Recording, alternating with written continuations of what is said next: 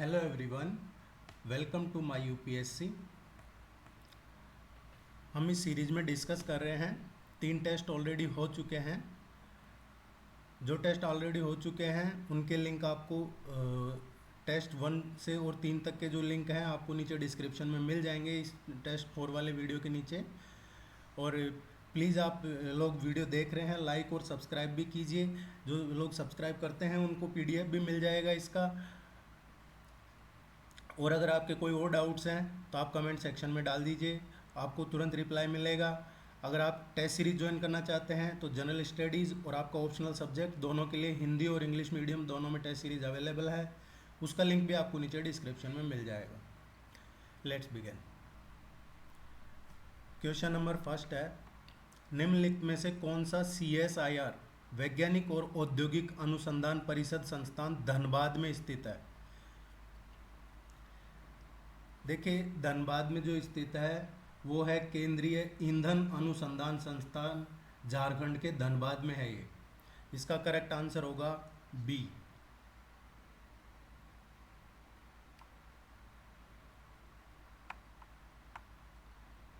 Asia की पहली भूमिगत जल विद्युत परियोजना किस राज्य में स्थित है?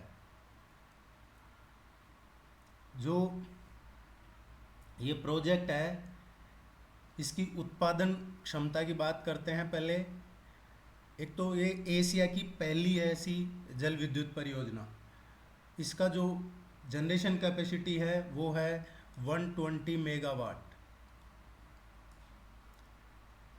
और ये प्रोजेक्ट है किन्नौर डिस्ट्रिक्ट में। और किन्नौर डिस्ट्रिक्ट कहाँ पे है? हिमाचल प्रदेश में। इसका करेक्ट आंसर होगा हिमाचल प्रदेश। किन्नौर जिले में है, हिमाचल प्रदेश के। आपको ये ध्यान रखना है।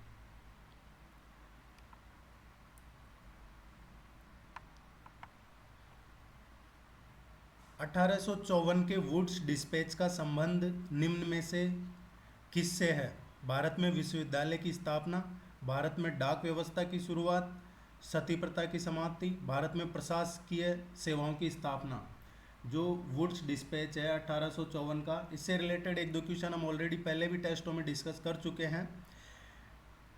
ये क्वेश्चन इसलिए डिस्कस कर रहे हैं रिपीटेडली, एज इट इज़ तो नहीं कर रहे हैं, लेकिन फ्रेम चेंज करके उसी टॉपिक पे ये क्वेश्चन बना रहे हैं। क्योंकि अभी क्या है, जो न्यू एजुकेशन पॉलिसी आई है 2020, तो उससे रिगार्डिंग आपके हिस्ट्री से कोई भी क्वेश्चन पूछा जा सकता है ब्रिटिश एरा के टाइम से। पेपर बनाने वाले का यही रहता है मोटो, या तो ट्रेंडिंग से उठाता है या पुराने स्टैटिक पोर्शन से क्वेश्चन उठाता है। इसलिए हमारी कोशिश यही है कि आपको ज़्यादा से ज़्यादा अच्छा क्वेश्चन प्रोवाइड करवा सके। इसका आंसर होगा 1854 का जो वुड्स प्रेषण का उद्देश्य है भारत में अंग्रेजी शिक्षा का प्रसार करना था। और इसी के अकॉर्डिंग कलकत्ता, बॉम्बे और मद्रास में जो विश्वविद्यालय यूनिवर्सिटीज़ खोलने की सिफारिश की गई थी वो इसी वुड्स डिस्पैच के रिकमेंडेशन थी। प्रत्येक प्रांत में शिक्षा विभाग स्थापित करने की सिफारिश भी इसी वुड्स डिस्पैच में रिकमेंड की गई थी। तो इसका आंसर होगा भारत में विश्वविद्यालय की स्थापना, पहला ऑप्शन।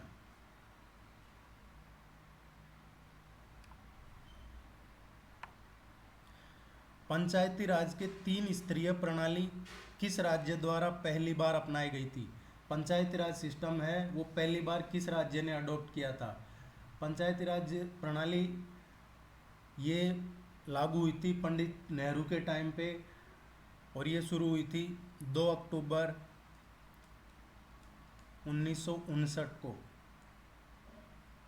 और पहली बार इस प्रणाली को 2 अक्टूबर 1959 को ये राजस्थान में शुरू हुई थी। इसका करेक्ट आंसर होगा राजस्थान। और राजस्थान के 1 वीक बाद, 8 दिन बाद ये आंध्र प्रदेश में शुरू कर दी थी। तो पहली बार राजस्थान में पंचायती राज सिस्टम चालू हुआ। उसका जो ये टायर सिस्टम है, 3 टायर सिस्टम, वो राजस्थान में लागू हुआ था।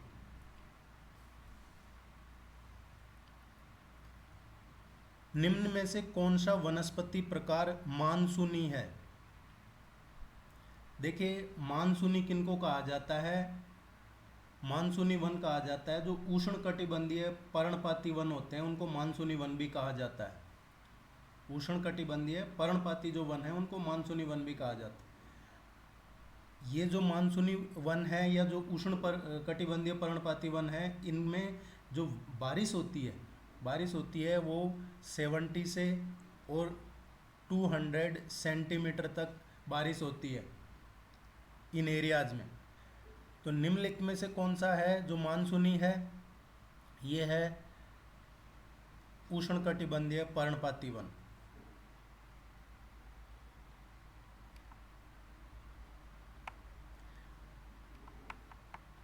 निम्नलिखित में से कौन सा संस्थान उत्तराखंड में स्थित नहीं है? क्वेश्चन को आपको अच्छे से पढ़ना है।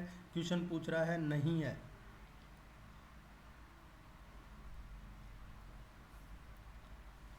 जीबी पंत संस्थान उत्तराखंड में है। भारतीय जो वन अनुसंधान एवं शिक्षा परिषद है ये भी उत्तराखंड में है। वन्यजीव संस्थान, भारतीय वन्यजीव संस्थान भी उत्तराखंड में है। भारतीय जीव जंतु कल्याण बोर्ड ये उत्तराखंड में नहीं है। भारतीय जीव जंतु कल्याण बोर्ड है ये वल्लभगढ़ में है। और वल्लभगढ़ कहाँ है? हरियाणा में। ये हरियाणा के वल्लभगढ़ में है। इसका आंसर होगा डी।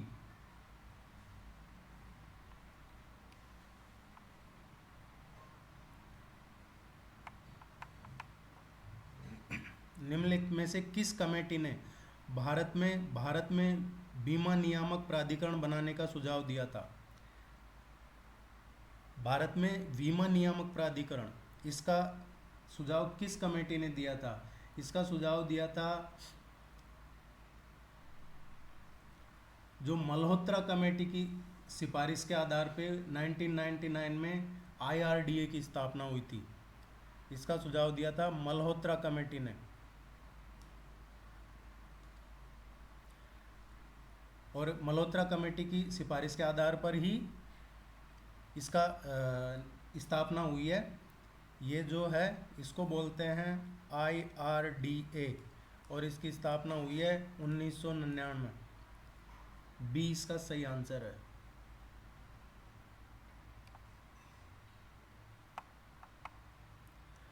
कौन सा मिलान सही नहीं है? मिसमैच कौन सा है इनमें से जो सही से मैच नहीं हो रहा है? देखते हैं। स्टॉक एक्सचेंज सेबी ये सही है। बीमा IRDA अभी हमने ऊपर पढ़ा क्वेश्चन में। टेलीकॉम ट्राई, तो ये सभी सही है। इसका आंसर होगा डी। ये सभी सही है।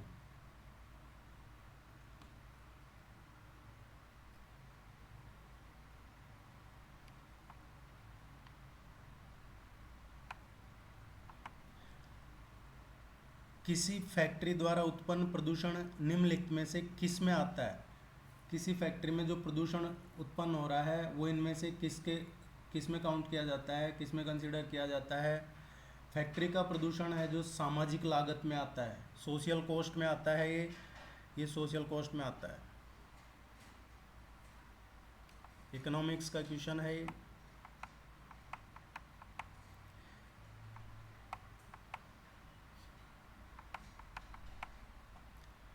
भारतीय संविधान के शुरू होने के समय भारत में राज्यों को ABCD की श्रेणी में शामिल किया गया था। जब शुरू में कॉन्स्टिट्यूशन लागू हुआ था, जब जो स्टेट्स हैं उनको कैटेगरी कर दिया था ABCD, और बाद में इनकी दो श्रेणियां बना दी, एक तो स्टेट और दूसरा UTs, केंद्र शासित प्रदेश और स्टेट बना दिए।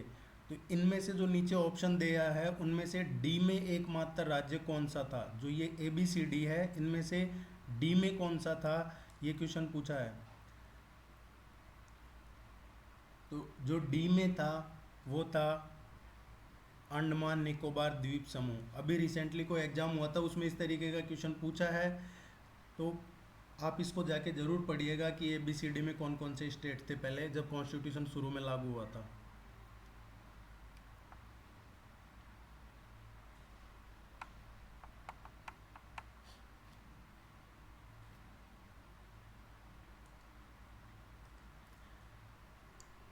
राज्य विधायिका में शुरू होने वाले धन विधेयक के लिए किसकी सहमति की आवश्यकता है? जो राज्य विधायिका है उसमें धन विधेयक के लिए जो गवर्नर है स्टेट का, राज्य का राज्यपाल, उसकी सहमति आवश्यक है।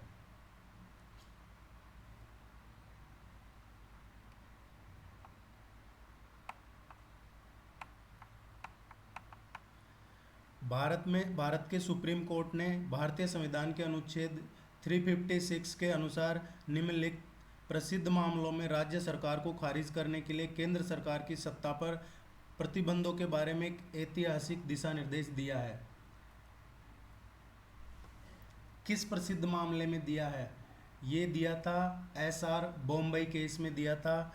इसका करेक्ट आंसर बी होगा, एसआर बॉम्बई केस। आर्टिकल 356 की बात हो रही है। आईची टारगेट किससे संबंधित है? आईची टारगेट किससे संबंधित है? ये है नागोया प्रोटोकॉल से संबंधित है ये।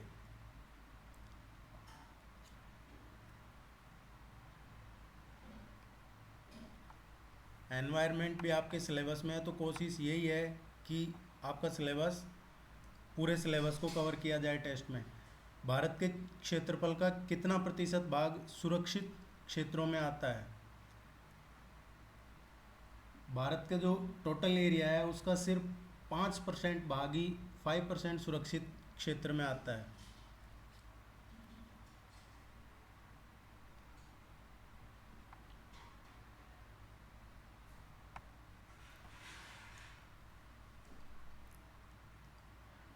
राष्ट्रीय हरित प्राधिकरण की मुख्य बेंच कहाँ पे है? जो नेशनल ग्रीन ट्रिब्यूनल है, ये इसकी जो मेन ब्रांच है वो कहाँ पे है? राष्ट्रीय हरित प्राधिकरण या नेशनल ग्रीन ट्रिब्यूनल की जो स्थापना है वो हुई थी 2010 में, और इसका जो उद्देश्य होता है वो पर्यावरण प्रदूषण को नियंत्रित रखना है। इसकी स्थापना हुई थी 5 मई 2010 को, और इसका जो हेड ऑफिस है, मेन ब्रांच है इसकी, भोपाल में है, मध्य प्रदेश, भोपाल।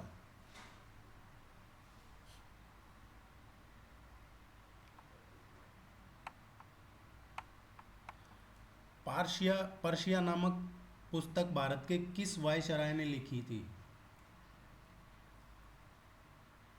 ये बुक लिखी थी लॉर्ड कर्जन ने। और लॉर्ड कर्जन कौन थे? ये भारत के वायसराय रहे हैं 1899 से 1905 के बीच में। ये भारत के वायसराय रहे हैं लॉर्ड कर्जन। इन्होंने ये बुक लिखी थी पर्शिया।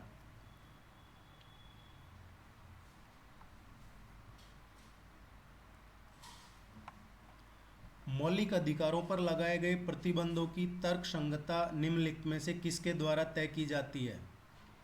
फंडामेंटल राइट्स की बात हो रही है, तो इसकी जो तर्कसंगतता है प्रतिबंध की, वो सिर्फ कोर्ट के द्वारा तय की जाती है।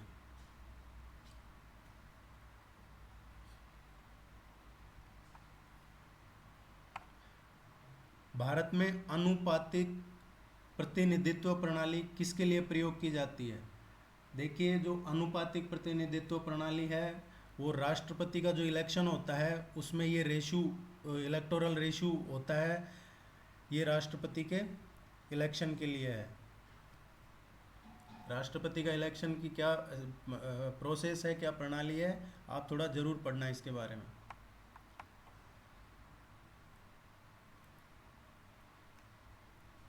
भारत में किस अधोसंरचना विकास प्रोजेक्ट में सर्वाधिक पब्लिक प्राइवेट पार्टनरशिप शामिल है? पीपीपी मोड का नाम सुना होगा आपने। ये सबसे ज़्यादा किस एरियाज में है? लगभग सभी में है इनमें से, लेकिन जो मैक्सिमम है वो सड़क में है। गडकरी जी पीपीपी मोड को काफ़ी हाई लेवल पे लाते हैं। इंडिया में जो टोटल सड़क नेटवर्क है वो इतना है, 293 किलोमीटर। ये पूरे वर्ल्ड का दूसरा सबसे बड़ा सड़क नेटवर्क है, और अभी काफ़ी प्रोजेक्ट्स ऑनगोइंग हैं। तो सबसे ज़्यादा पीपीपी मोड किस में है? सड़क में। रेलवे में अभी उस लेवल पे नहीं हुआ है।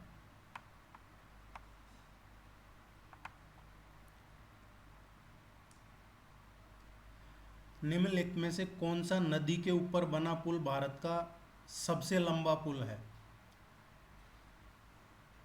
देखिए, कल आपको एक क्वेश्चन करवाया था करंट अफेयर्स का। आसाम का उस उसमें है जो क्वेश्चन पूछा था कि आप कमेंट में बताइएगा कि ये ब्रिज अभी तो प्रोसेस में है, फिलहाल कौन सा पुल है जो भारत का नदी के ऊपर बनने वाला सबसे लंबा पुल है। तो ये है महात्मा गांधी सेतु, बिहार में है और ये गंगा नदी के ऊपर बनाया है। ये पटना और हाजीपुर को जोड़ता है। तो फिलहाल जो सबसे लंबा नदी के ऊपर, ये ध्यान रखना आपको, नदी के ऊपर बना हुआ पुल भारत का कौन सा है, महात्मा गांधी सेतु। और आपने वो करंट अफेयर्स का जो कल का क्वेश्चन था वो नहीं देखा तो टेस्ट 3 में जाके देखिए, वहाँ आपको मिल जाएगा आने वाले टाइम में कौन सा सबसे लंबा पुल होने वाला है। आपको ये ध्यान रखना है महात्मा गांधी सेतु किसको जोड़ता है, पटना और हाजीपुर को। और इसका उद्घाटन कब हुआ था, ये बना था, उद्घाटन हुआ इसका 1982 में। और इस पुल की जो टोटल लेंथ है 5.75 किलोमीटर है। और अभी जो नया पुल बन रहा है आसाम में, आसाम मेघालय वाला जो कल बताया था मैंने आपको, उसकी लेंथ है 19 किलोमीटर। 3 टाइम्स है, नियर अबाउट, ज़्यादा है 3 टाइम्स से।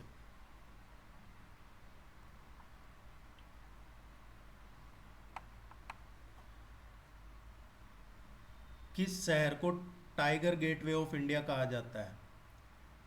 टाइगर गेटवे ऑफ इंडिया बोला जाता है, ये महाराष्ट्र के शहर नागपुर को बोला जाता है टाइगर गेटवे ऑफ इंडिया। देखिए अभी रिसेंटली टाइगर सेंसस हुआ है, तो उसको भी आप जाके पढ़ना, हम भी कवर करेंगे क्वेश्चंस टाइगर सेंसस से रिलेटेड हैं जो। और कल भी मैंने आपको बताया था इस पे क्वेश्चन आ सकता है, काफ़ी चांसेज हैं क्योंकि टाइगर की जो पॉपुलेशन है उसमें इंक्रीज हुआ है, इसलिए ये क्वेश्चन एक्सपेक्टेड है।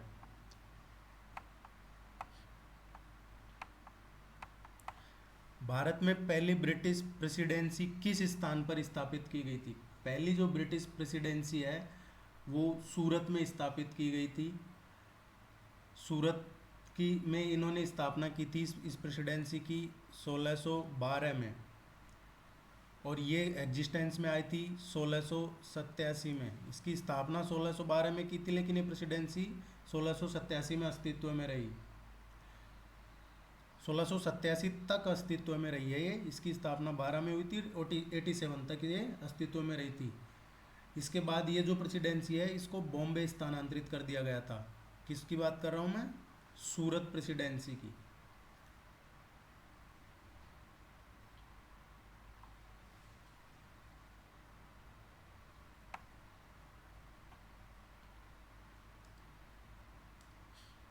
न्यू इंडिया व कॉमनवेल्थ नामक समाचार पत्र किसके द्वारा शुरू किए गए।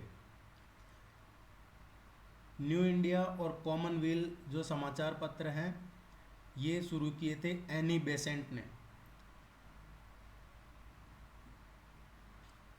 जनवरी 1914 में तो इन्होंने शुरू किया था कॉमनवेल्थ, और जून 1914 में इन्होंने शुरू किया था न्यू इंडिया, ये एनी बेसेंट ने शुरू किया था समाचार पत्र।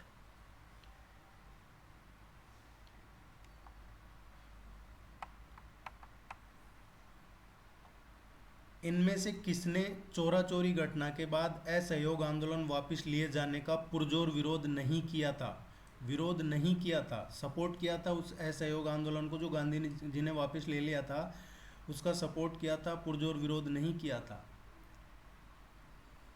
इसका आंसर है जवाहरलाल नेहरू ने इसका पुरजोर विरोध नहीं किया था। जो चोरा चोरी घटना हुई थी 5 फरवरी 1922 को उत्तर प्रदेश के गोरखपुर में, उसके बाद असहयोग आंदोलन को गांधी जी ने वापस ले लिया था, लेकिन उसका जो वापस लिया उसका विरोध नहीं किया था जवाहरलाल नेहरू ने।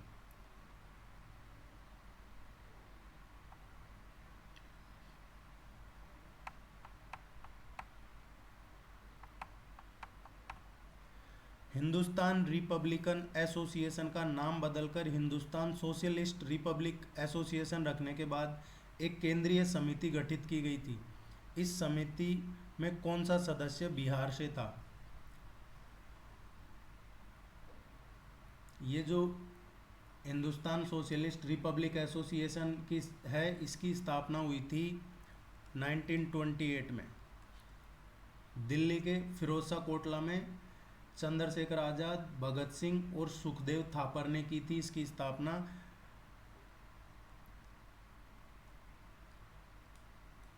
HSRA, Hindustan socialist Republic association, 1928 में स्थापना की थी चंद्रशेखर आजाद, भगत सिंह और सुखदेव थापर ने।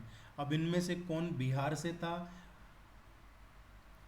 तो ये बाद में जो कमेटी गठित की थी इसमें PN घोष थे, वो बिहार से थे।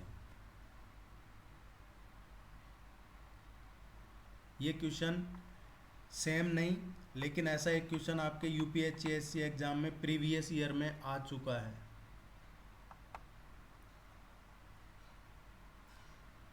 उन्नीस सौ सात में सूरत अधिवेशन में फूट पड़ने के कुछ महीने बाद बाल गंगाधर तिलक को जेल भेजने के संबंध में जो नीचे स्टेटमेंट है उन पे विचार कीजिए।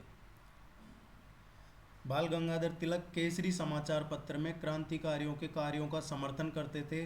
उन्होंने बंगाल में हुई एक बम घटना, विस्फोट की घटना को देशभक्ति करार दिया था।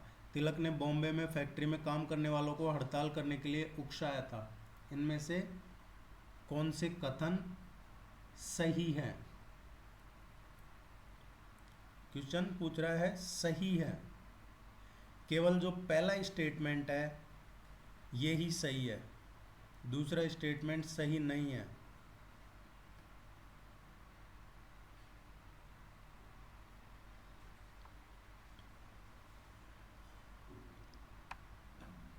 तीस अप्रैल को एक्चुअली क्या है, बंगाल का जो मुजफ्फरपुर है उसमें प्रफुल्ल चाकी और खुदीराम बोस ने एक ब्रिटिश अधिकारी की हत्या करने के उद्देश्य से वहाँ पे बम फेंके थे। लेकिन इस घटना में 2 ब्रिटिश महिलाओं की डेथ हो गई थी और पकड़े जाने के बाद प्रफुल्ल चाकी ने तो सुसाइड कर लिया था, जबकि खुदीराम बोस को फांसी दे दी थी। और जो तिलक है उसने समाचार पत्र केसरी में इन क्रांतिकारियों का सपोर्ट किया था और बाद में ब्रिटिश गवर्नमेंट ने उन पे इस सपोर्ट किया जब राजद्रोह का मुकदमा लगाया और उनको 6 साल मांडले जेल जो बर्मा में है उसमें भेज दिया था। इनमें से किसने संवाद कौमुदी का प्रकाशन किया है? संवाद कौमुदी का प्रकाशन इनमें से किसने किया है? संवाद कौमुदी है एक बंगाली साप्ताहिक पत्रिका थी। इसे राजा राम मोहन राय ने शुरू किया था और इस पत्रिका की स्थापना की थी 1819 में और 1836 में इस पत्रिका का प्रकाशन बंद कर दिया गया था। स्थापना हुई थी, ये यहाँ बंद कर दिया गया था। करेक्ट आंसर है राजा राम मोहन राय। एक बंगाल पत्रिका थी, साप्ताहिक आती थी।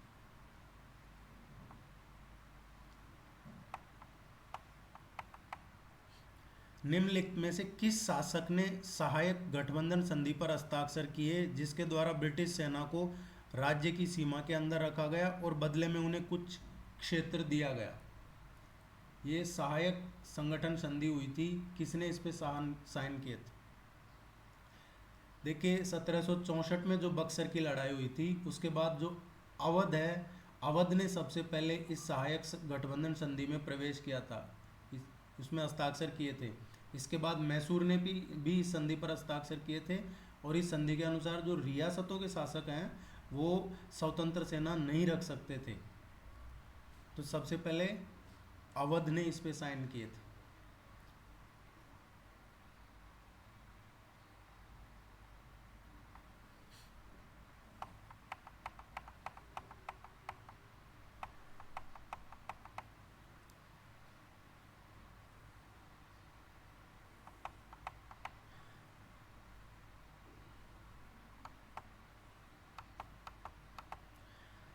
दिसंबर 1997 में रिजर्व बैंक ऑफ इंडिया द्वारा नियुक्त खान कार्य समूह माइनिंग वर्किंग ग्रुप में निम्नलिखित में से कौन सा कार्य था? जो खान कार्य समूह है इसमें कौन सा कार्य था?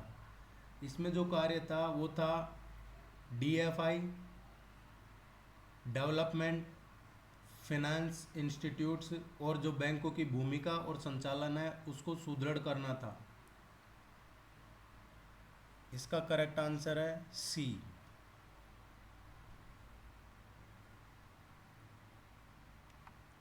नेक्स्ट क्वेश्चन देखते हैं। बैंकों पर उनकी संपत्ति के संबंध में पूंजी की एक निश्चित राशि रखने के लिए लगाए गए एक आवश्यकता को क्या कहा जाता है? एक निश्चित राशि, बैंकों पर उनकी संपत्ति के संबंध में जो पूंजी की एक निश्चित राशि रखी जाती है, उस राशि को रखने के लिए एक लगाए गए एक आवश्यकता को पूंजी पर्याप्तता अनुपात कहा जाता है। इसको पूंजी पर्याप्तता अनुपात कहा जाता है।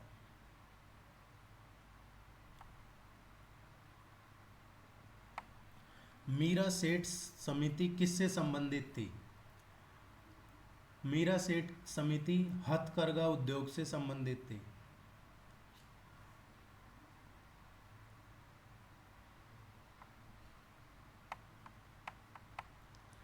डिमांड पुल कारक और लागत पुश कारक किसकी घटनाओं में शामिल कारक है?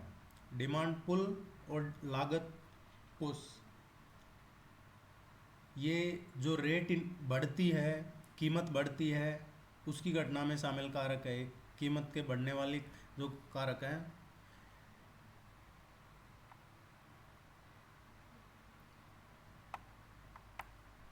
भारतीय वायुसेना को पूर्वी कमांड का मुख्यालय किस स्थान पर स्थित है?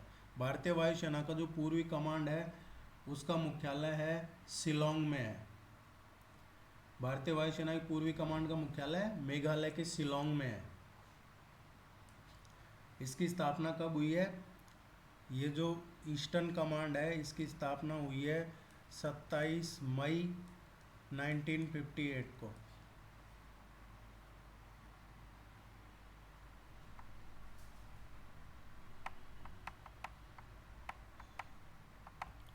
निम्नलिखित में से कौन सी भारत की पारंपरिक राबी की फसल नहीं है? राबी की फसल नहीं है, ये काबुली चना है, ये राबी की फसल नहीं है।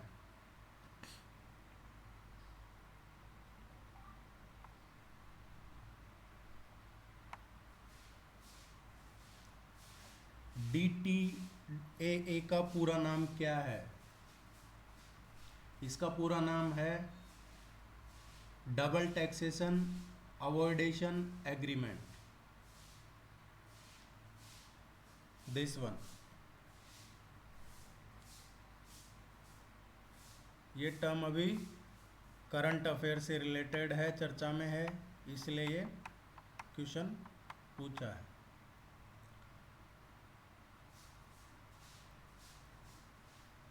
निम्नलिखित पर ध्यान दीजिए। दिनांकित सिक्योरिटीज, टी बिल्स, जमा प्रमाण पत्र, नगरपालिका बॉन्ड, व्यक्ति इनमें से किसमें निवेश कर सकता है? कोई भी व्यक्ति इनमें से किसमें निवेश कर सकता है? व्यक्ति इनमें सभी में निवेश कर सकता है।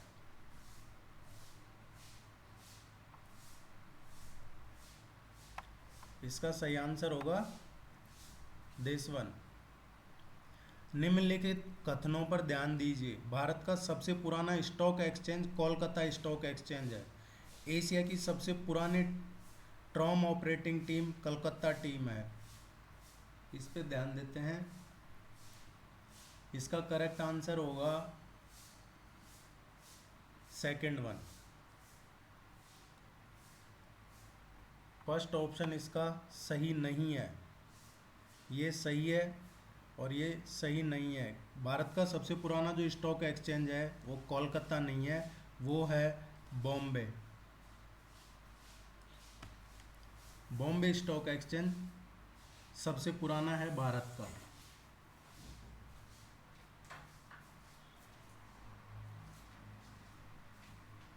इसकी स्थापना कब हुई है? 1875 में। जो बॉम्बे स्टॉक एक्सचेंज है वो 1875 में एस्टैब्लिश हुआ था।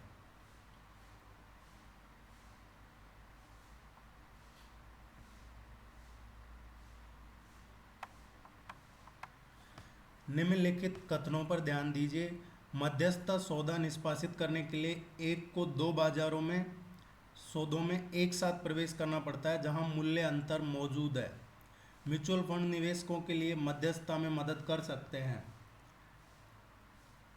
ये दोनों ही स्टेटमेंट सही है, क्योंकि मध्यस्थता सौदा जो है उसको निष्पादित करने के लिए एक को दो बाजारों में सौदे के लिए एक साथ एंट्री लेनी पड़ती है जहां प्राइस में डिफरेंस है।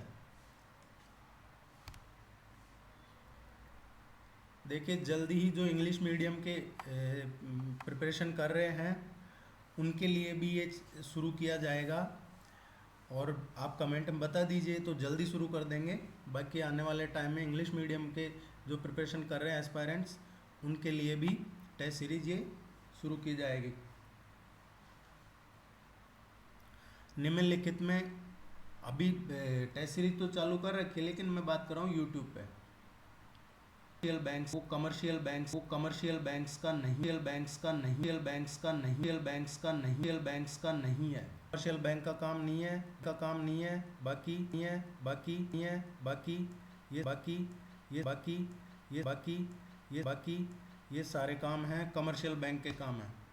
राष्ट्रीय बचत पत्र बेचना बैंकों का कार्य नहीं है, क्या किसी बैंक का कार्य नहीं है। ये सीधे डाकघर से खरीदे जाते हैं। जो पोस्ट ऑफिस है उनका काम है, बैंकों का काम नहीं है।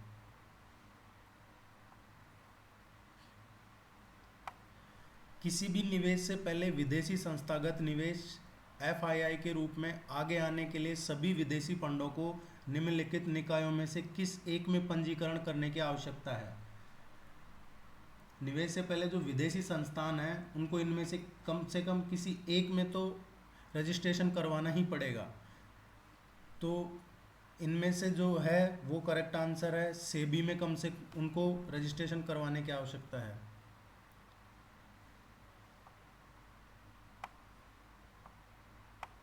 सरकार कितनी फसलों के लिए न्यूनतम समर्थन मूल्य निश्चित करती है। एमएसपी की जो बात हो रही है, तो गवर्नमेंट कितनी फसलों के लिए एमएसपी निश्चित करती है। जो न्यूनतम समर्थन मूल्य सरकार द्वारा निर्धारित है, कम से कम मूल्य होता है जिस पे सरकार फसल खरीदती है। अभी प्रेजेंट की बात करें तो जो न्यूनतम समर्थन मूल्य है ये गवर्नमेंट 25 फसल धान, गेहूँ, जौ, बाजरा, ज्वार, मक्का, रागी, अरहर, मूंग, उड़द, मसूर, मूंगफली, ये ऐसे टोटल 25 फसलें हैं। गन्ना है, ये जूट है, कपास है, इन पे गवर्नमेंट एमएसपी फिक्स कर रखा है।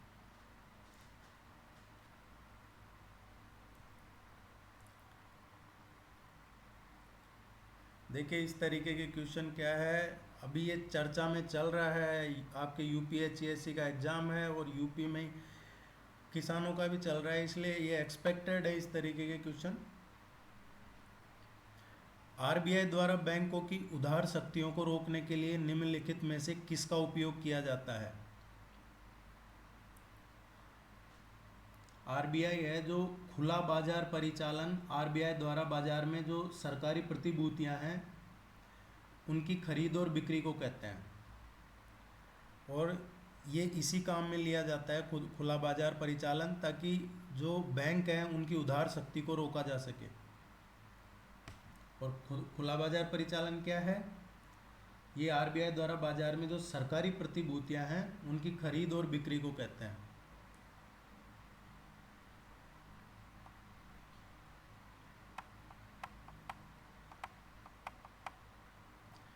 नेशनल रूरल क्रेडिट स्थिरीकरण निधि निम्नलिखित में से किस उद्देश्य विशिष्ट निधियों का एक संस्थान है। ये है, इसका आंसर है नाबार्ड, राष्ट्रीय कृषि और ग्रामीण विकास बैंक। और इसकी स्थापना कब हुई है, इसकी स्थापना हुई है 1982 में। और इसका हेडक्वार्टर कहाँ है, इसका हेडक्वार्टर है मुंबई में।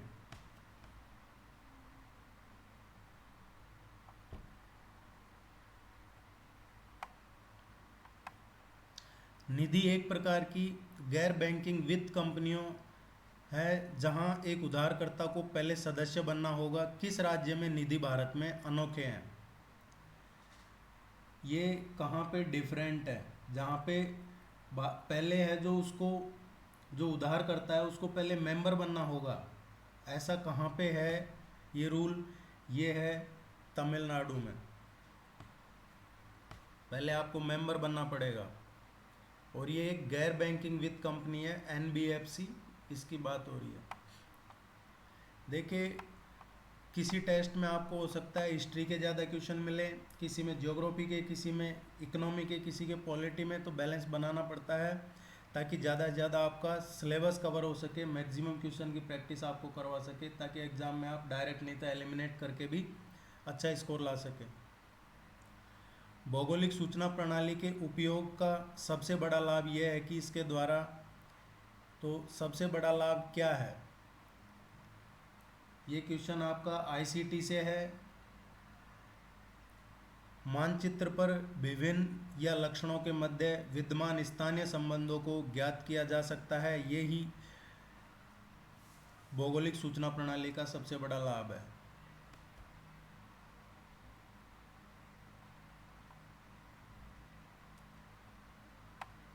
भारतीय संविधान का 73वां संशोधन किससे संबंधित है? भारतीय संविधान का जो 73वां संशोधन है वो पंचायती राज से संबंधित है।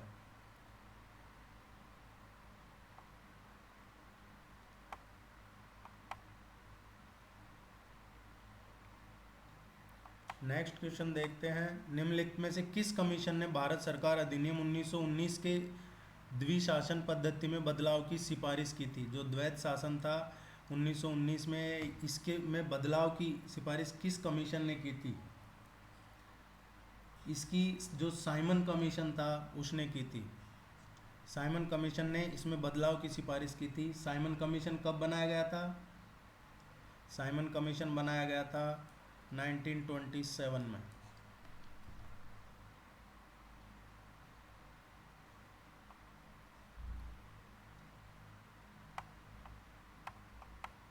राज्यसभा के बारे में कौन सा कथन गलत है? गलत, सही नहीं है। देखते हैं कौन सा सही नहीं है। राज्यसभा एक स्थायी निकाय है, ये सही है। इसे 3 अप्रैल 1952 को विधिवत बनाया गया था, ये भी सही है। राज्यसभा के 12 सदस्य राष्ट्रपति द्वारा मनोनीत किए जाते हैं, ये भी सही है। राज्यसभा के 1/3 सदस्य प्रतिवर्ष रिटायर होते हैं। ये राज्यसभा के सदस्य 1/3 रिटायर तो होते हैं, लेकिन वो प्रतिवर्ष रिटायर नहीं होते हैं, वो हर 2 साल में रिटायर होते हैं। राज्यसभा एक स्थायी निकाय है और उच्च सदन है। लोअर सदन लोकसभा है, हायर सदन जो अपर हाउस है वो राज्यसभा है, लोअर हाउस है जो लोकसभा है। और इसमें हर 2 साल में 1/3 मेंबर इसके रिटायर होते हैं। तो इसका आंसर होगा डी। डी गलत है।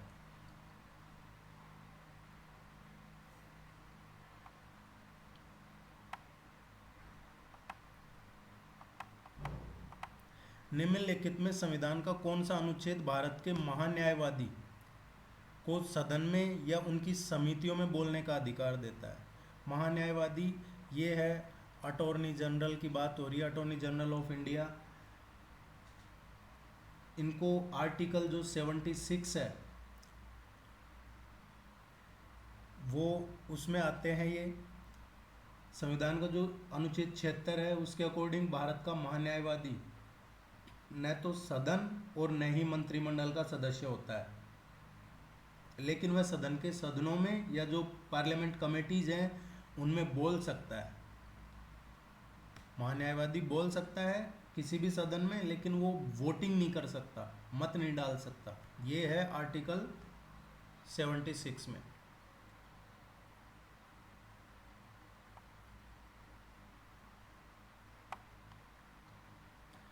भारत के आरक्षित बैंक द्वारा उपयोग की जाने वाली मनी सप्लाई की अवधारणाओं में संकीर्ण धन और व्यापक धन, संकीर्ण धन और व्यापक धन का प्रतिनिधित्व किसके द्वारा किया जाता है? आरक्षित बैंकों की बात हो रही है जो उपयोग में ली जाती है मनी सप्लाई, उसमें संकीर्ण और व्यापक धन है वो M1 और M3।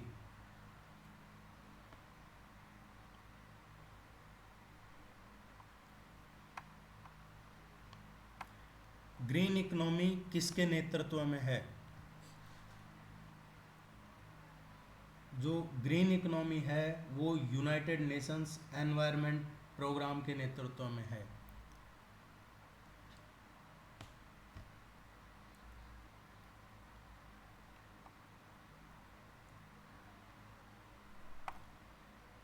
एशिया का सबसे बड़ा ट्यूलिप बाग कहाँ पे है?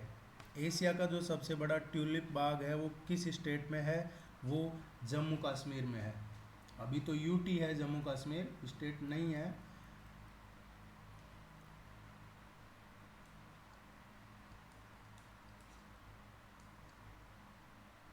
ये जो Indira Gandhi memorial tulip garden है ये जम्मू कश्मीर में है, और ये जम्मू कश्मीर में श्रीनगर में है। ये एशिया का सबसे बड़ा ट्यूलिप गार्डन है, 30 एकड़ के क्षेत्र में फैला हुआ है। और ये कब खुला था? ये खुला था 2007 में।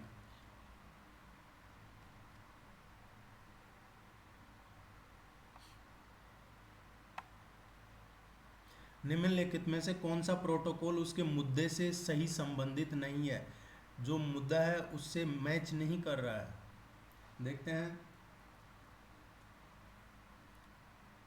1987 का मॉन्ट्रियल प्रोटोकॉल, ओजोन क्षयकारी पदार्थ। ओजोन मॉन्ट्रियल प्रोटोकॉल 1987 का ही है, और ये ओजोन क्षय से रिलेटेड है, ये सही है।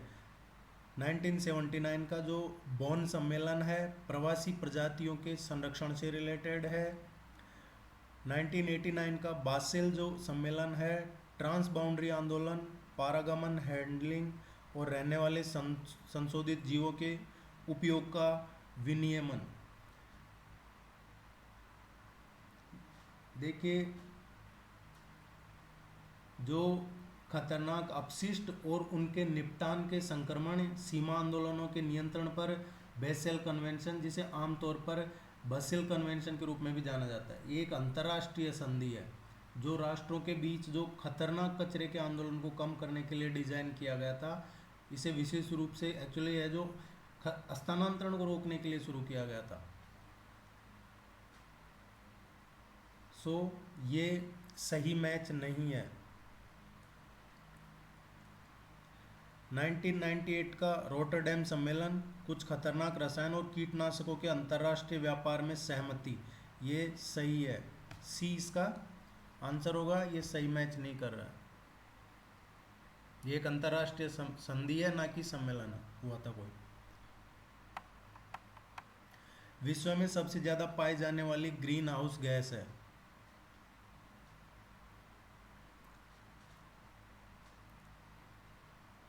ये है, ये क्वेश्चन रिपीट किया है रिवीजन पर्पज के लिए। ये इसका आंसर होगा जल वाष्प। कुछ जो इम्पोर्टेंट क्वेश्चन है वो आपको रिपीट भी मिल सकते हैं, उसमें आप ज़्यादा परेशान ना होए।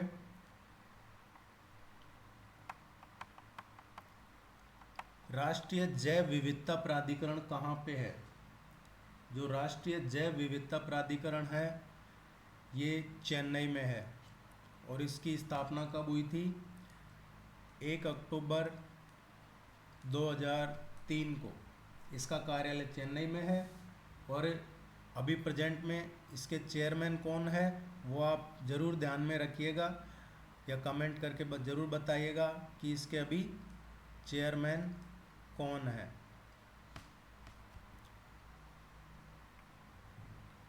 ये क्वेश्चन पूछे जाते हैं अक्सर।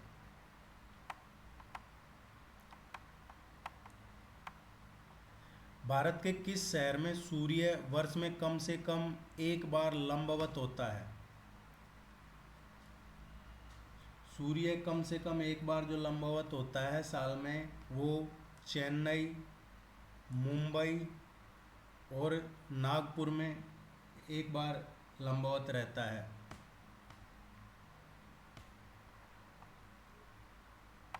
इसका करेक्ट आंसर है थर्ड वन, सी।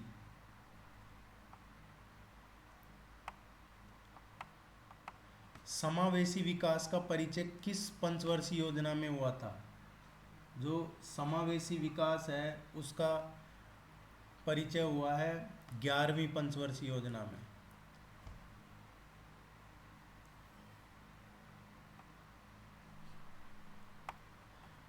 फाइव आइज, ये खुफिया साझाकरण गठबंधन है एक, इस गठबंधन में कौन सा देश शामिल नहीं है? फाइव आइज जो एक गठबंधन है उसमें कौन सा देश शामिल नहीं है?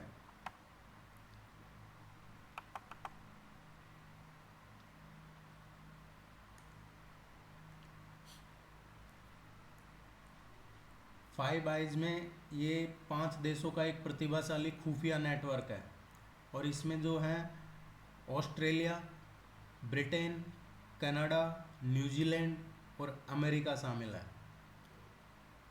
इसका करेक्ट आंसर होगा इसमें जापान शामिल नहीं है।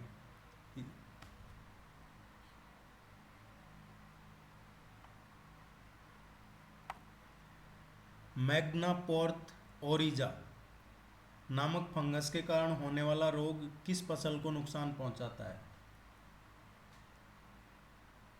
देखिए, धान की जो फसल है उसका ब्लास्ट रोग मैग्ना पोर्थ ओरिजा ये नामक फंगस के कारण होता है।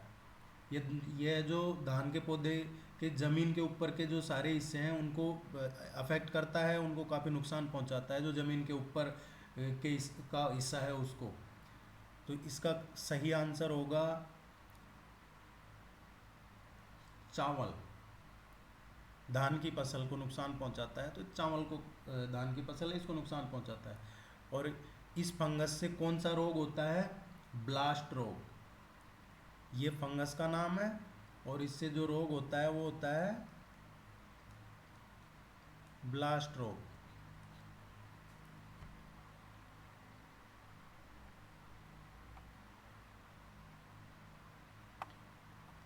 निम्नलिखित में कौन सा कथन सत्य है?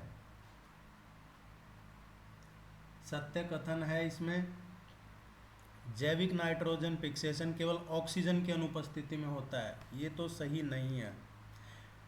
केवल सिम्बियोटिक बैक्टीरिया वायुमंडलीय नाइट्रोजन को ठीक कर सकता है, ये हटा दो तो सही है, लेकिन केवल लिखा हुआ है तो ये गलत है, दोनों ही सही नहीं है ये।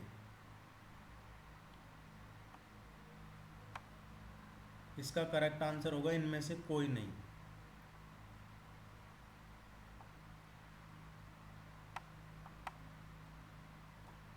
चूटक जल विद्युत परियोजना किस राज्य में स्थित है? ये जम्मू कश्मीर में है चूटक जल विद्युत परियोजना। इसकी जो जनरेशन कैपेसिटी है वो है 44 मेगावाट, और ये जम्मू कश्मीर के कारगिल में है। कहाँ पे है ये?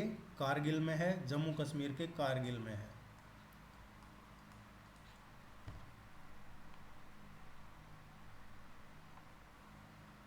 देखिए, वो राज्य इसीलिए लिखा हुआ है, आंसर तो जम्मू कश्मीर है, लेकिन क्वेश्चन बनाते हैं जब, अब इसमें अगर लिख दिया जाए कि किस केंद्र शासित प्रदेश में है तो वो क्वेश्चन का मतलब नहीं रह जाएगा।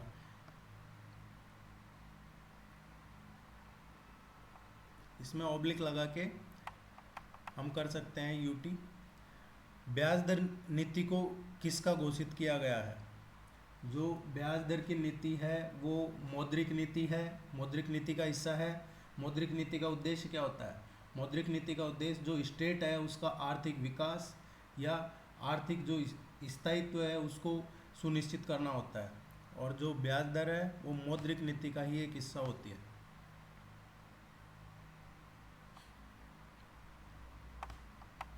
निम्नलिखित अंतर्राष्ट्रीय निकायों में से किसने बाघों को बचाने और बाघ के आवासों को संरक्षित करने के लिए ग्लोबल टाइगर इनिशिएटिव शुरू करने में काफ़ी एक्टिवता दिखाई, सक्रिय रुचि ली है? तो वो कौन सा अंतर्राष्ट्रीय निकाय है? जो बाघ हैं, ग्लोबल टाइगर इनिशिएटिव लिया है, एक्चुअली बाघों को बचाने के लिए एक योजना बनाई है, उसका नाम है ग्लोबल टाइगर इनिशिएटिव। ये शुरू की है वर्ल्ड बैंक ने, ये वर्ल्ड बैंक ने शुरू की है।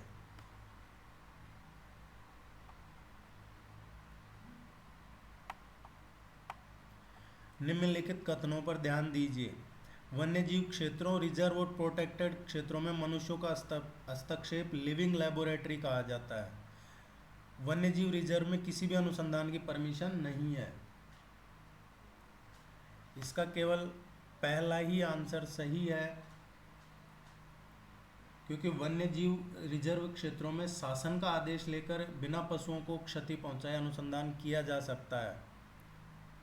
आपको परमिशन लेनी पड़ती है एडमिनिस्ट्रेशन से वहाँ से, और बिना एनिमल्स को नुकसान पहुंचाए आप वहाँ की जो प्रजाति हैं उनको आप कर सकते हैं रिसर्च। इसका करेक्ट आंसर होगा केवल पहला ही सही है।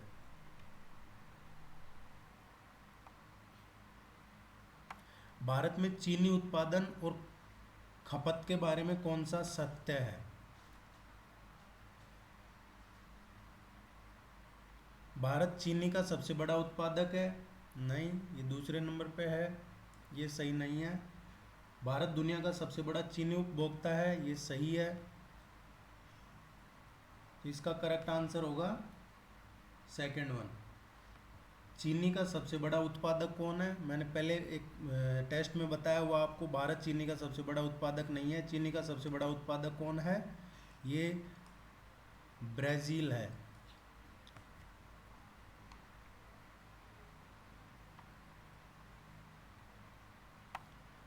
TERLS किस राज्य में स्थित है? TERLS है, इसका अर्थ होता है Thumba equatorial rocket launching station. ये काफ़ी इम्पोर्टेंट क्वेश्चन है, अभी रिसेंट में है चर्चा में, और ये है आंध्र प्रदेश में।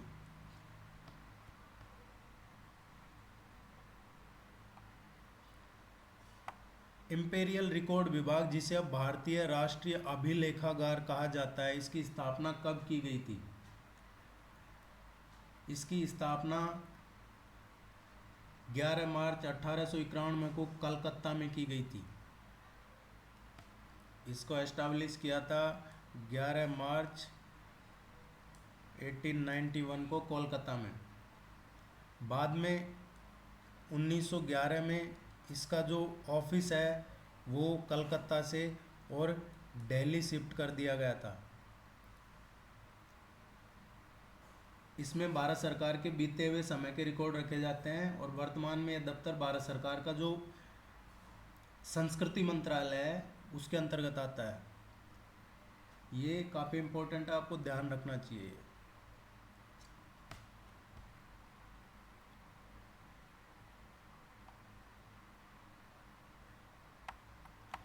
एकेडमिक एसोसिएशन की स्थापना किसने की थी?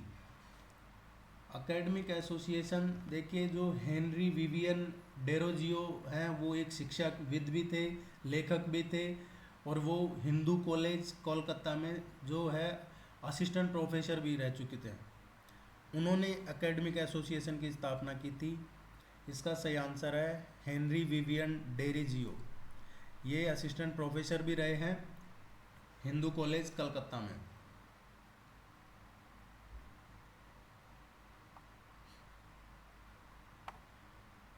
डैम्पियर होजेज रेखा निम्नलिखित में से किससे संबंधित है? डैम्पियर होजेस रेखा किससे संबंधित है? देखिए, डैम्पियर होजेस जो रेखा है ये एक इमेजिनरी रेखा लाइन है, काल्पनिक रेखा है, और इसको 1829-30 में खींचा गया था। ये जो रेखा है सुंदरबन डेल्टा की जो नॉर्थ बॉर्डर है उसको दर्शाती है, और ये रेखा है जो पश्चिम बंगाल का जो 24 परगना जिला है उसके पैरेलल में स्थित है। ये आपको ध्यान रखना है। करेक्ट आंसर है इसका सुंदरबन।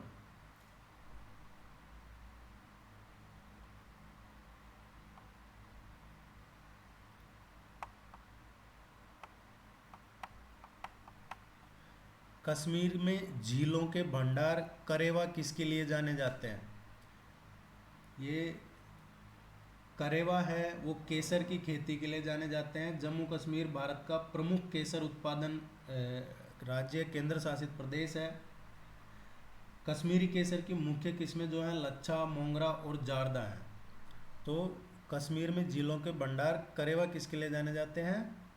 केसर की खेती के लिए। और कश्मीर में जो केसर की मुख्य किस्में कौन सी है? लच्छा, मोंगरा और जारदा।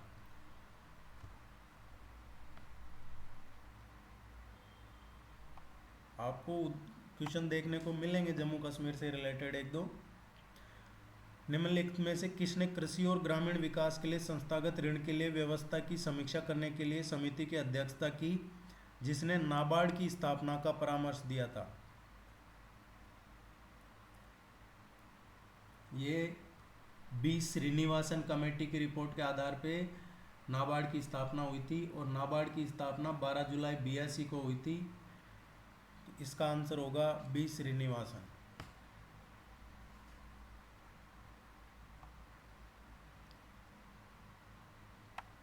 भारत में हाउसिंग फाइनेंस कंपनियों का विनियमन कौन करती है? जो हाउसिंग फाइनेंस कंपनी है उनका विनियमन राष्ट्रीय आवास बैंक करता है। राष्ट्रीय आवास जो नेशनल हाउसिंग बैंक है वो करते हैं। इनकी स्थापना कब हुई थी? राष्ट्रीय आवास बैंक की स्थापना हुई थी 9 जुलाई 1988 को।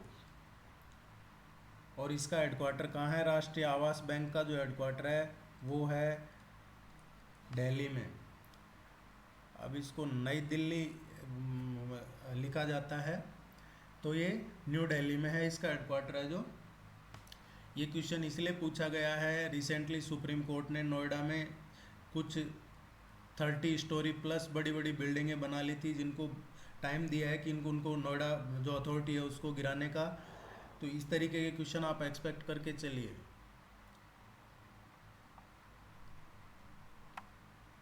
क्वेश्चन गवर्नमेंट, कोर्ट या जो स्कीम्स हैं उन्हीं से जो ट्रेंड में रहता है उससे रिलेटेड ही पूछा जाता है। निम्नलिखित में से किस मामले में ट्रांसजेंडरों को थर्ड जेंडर के रूप में सुप्रीम कोर्ट ने घोषित किया था? ये कौन सा केस था जिसमें सुप्रीम कोर्ट ने ट्रांसजेंडर्स को थर्ड जेंडर डिक्लेयर किया था? ये केस था नेशनल लीगल सर्विस अथॉरिटी बनाम भारत संघ।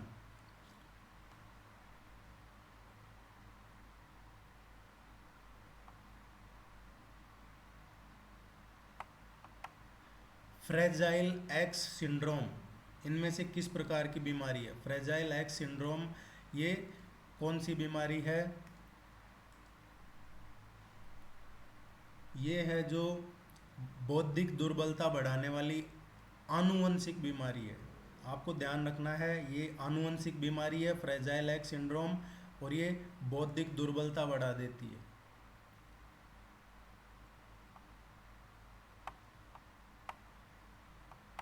कभी कभी समाचारों में ये चर्चा में रहे हैं सेरेस, होमिसा और एरिस। ये कई बार नाम सुने होंगे अगर आप रेगुलर न्यूज़पेपर पढ़ते हैं तो। ये चर्चा में रहे हैं, ये क्या है? ये अभी इनको मान्यता मिली है, ये बौने ग्रह हैं। इनको अभी रिकॉग्नाइज किया गया है, ये बौने ग्रह हैं और ये चर्चा में रहे हैं। That's it. Wish you all the very best. Please subscribe the channel. Thank you so much.